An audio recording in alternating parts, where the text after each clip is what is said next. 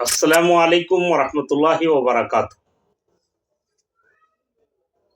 نبی کریم صلی اللہ علیہ وسلم کا ارشاد ہے، لا ضرر ولا ضرار فی الاسلام، یعنی اسلام میں نہ نقصان اٹھانا ہے اور نہ نقصان پہنچانا۔ یہاں اس حدیث میں ایک اہم معاشرتی اور سماجی اصول کا ذکر ہے، نہ نقصان اٹھانا اور نہ نقصان پہنچانا۔ اس اصول کا تعلق فرد سے بھی ہے اور جماعت سے بھی، اپنوں سے بھی ہے اور پرایوں سے بھی۔ اس کا اطلاق مقامی واقعات و معاملات پر بھی ہوگا اور قومی و بین الاقوامی مسائل اور ایشوز پر بھی۔ لا ضرر ولا ضرار، نہ نقصان اٹھانا اور نہ نقصان پہنچانا کا اصول بڑی اہمیت کا حامل ہے۔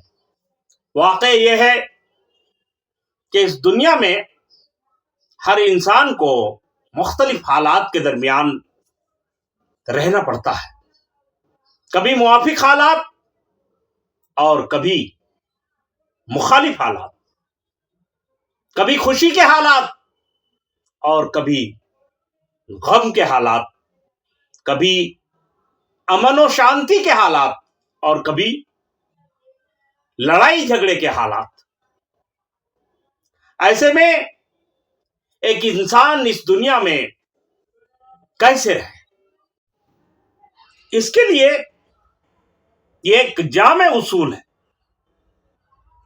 کہ آپ اتنا بے ضرر رہیے کہ آپ کی ذات سے کسی کو کوئی تکلیف نہ پہنچے، اور ساتھ ہی اتنا ہوشیار، چوکس اور بیدار مغز رہیے کہ کسی دوسرے کو ہرگز یہ موقع نہ ملے